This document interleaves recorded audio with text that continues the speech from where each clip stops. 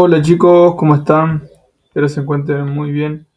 Hoy quiero mostrarle el desarrollo de este problemita que hace a la determinación de las deflexiones como los radios de giro de una viga sometida a un esfuerzo o una solicitación flexionante o momentos flectores.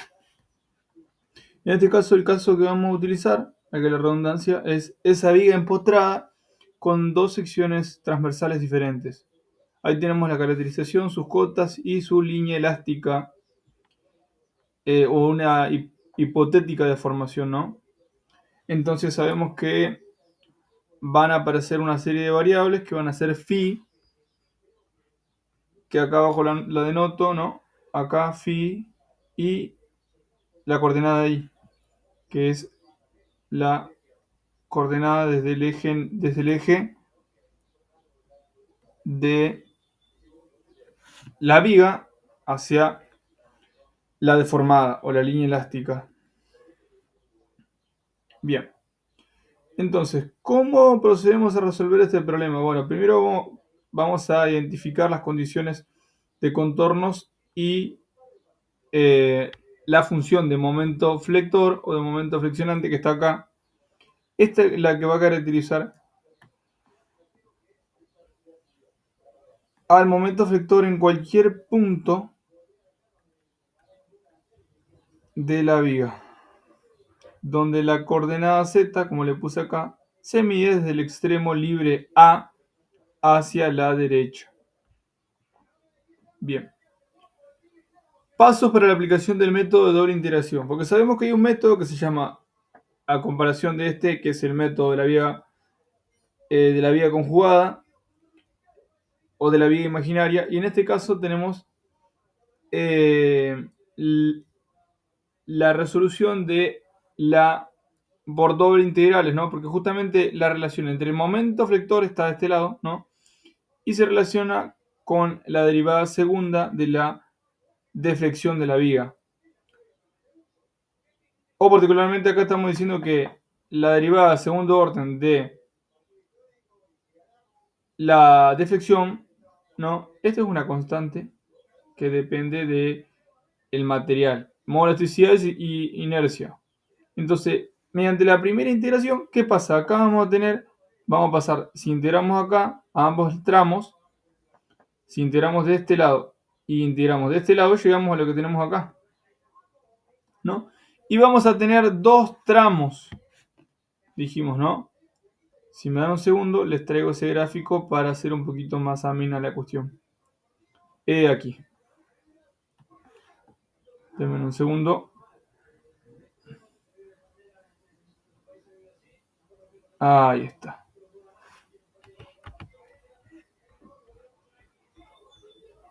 Denme un segundo que le voy a agregar acá.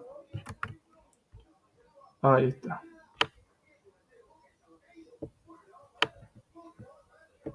Ahí se logra apreciar un poquito mejor. Bueno, llegó una parte, pero no importa, ahora la vamos a completar. Entonces sabemos que desde este punto C va a haber un aumento de sección hasta el empotramiento en este extremo denominado extremo B. En el extremo B está empotrado, el extremo A está emboladizo. O sea que se puede. Este extremo no va a procederle un descenso. Entonces, si integramos una vez la función de momento flector, que dijimos que la función de momento flector se calcula como menos P por Z. O sea, y Z se mide desde acá, desde este punto A, hacia la derecha, ¿no? Donde acá el momento flector va a ser máximo. Bien, entonces, desarrollando, acá yo lo que hago es expreso la función momento flector para poder integrar. ¿Cuáles son los extremos de integración? Bueno, en este caso vamos a tener dos tramos. Vamos a tener el tramo que se mueve desde 0 hacia A y desde A hacia L menos A. Por eso acá, en la primera integración, va a aparecer también una constante, ¿no?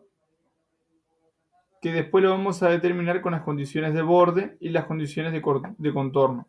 Vamos a necesitar 2 puntos para resolver la ecuación singular o particular de esta ecuación diferencial. Acá está el planteo de en el segundo tramo. Veas aquí que en el segundo tramo los extremos de integración va desde A hacia un L menos A, como yo le acabo de decir, en un tramo 2. En este caso ya va a aparecer otra función y sub 2' correspondiente a ese tramo. O sea, desde acá para allá va a regir una función y sub 2'. Bien. Bueno, ¿y qué sucede? De esta forma vamos a obtener la derivada segunda de de la función de flexión, o lo que se conoce como phi.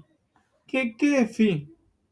Bueno, phi es el ángulo de la tangente, de la deformada. Por eso se vuelve a integrar, como acabamos de decir acá. Acá identificamos las ecuaciones de continuidad y de contorno. ¿Para qué nos sirven estas dos funciones o estas dos ecuaciones de continuidad? Sabemos que función no es lo mismo que continuidad. Pero esto está diciendo que para el tramo 1 va a existir, dijimos, una función derivada de la flexión. Va a haber un punto, una coordenada en z, que se cumpla esta desigualdad. Esta coordenada z corresponde a un z igual a a. En un z igual a a, ¿qué pasa? La pendiente de la tangente a la curva va a ser igual. Y esta condición la vamos a igualar luego en la ecuación diferencial de primer orden que tenemos acá arriba, en el tramo 2, obtenida. Y acá tenemos la segunda condición, es que la condición de contorno, como ven dice acá, que es, al tratarse de un empotramiento, se supone que no va a haber descenso de esa viga. Descenso de la coordenada z va a ser 0, ¿no? Otro te está diciendo de que la deformada va a tener esta forma, ¿no?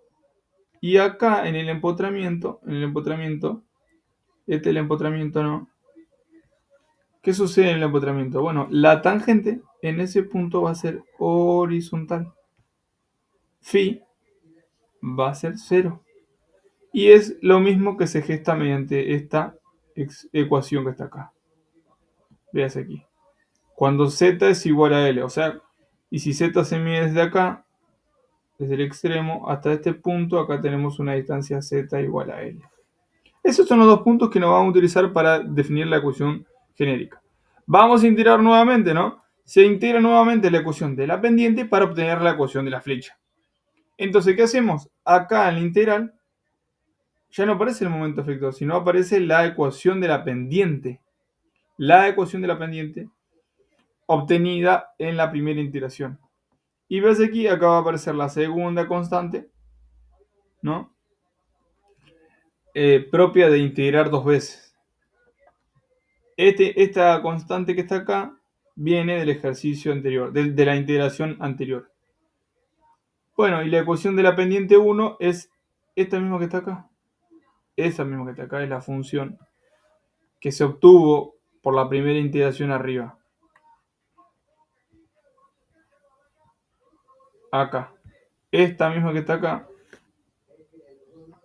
Le hace aquí que es la misma. Esta que está acá debe ser la misma que la que yo voy a utilizar para integrar aquí abajo. Esta. Integrando esto, ya puedo obtener ahora la función de la deflexión por doble integración. Veas aquí que lo que tenemos de iteración en el tramo 1 va a ser de 0 a, los mismos que anteriormente. Y acá en el tramo 2, este mismo que está acá, va a estar desde A hasta un L menos A. Y acá aparece la segunda constante de la doble iteración. Estas constantes, ¿cómo se van a determinar? Y bueno, evaluando las dos funciones, tanto la función de deflexión como el ángulo de la tangente en el punto que acabamos de discretizar hoy. Estos dos puntos. La continuidad en el punto z igual a c o z igual a y la condición de contorno en el extremo b.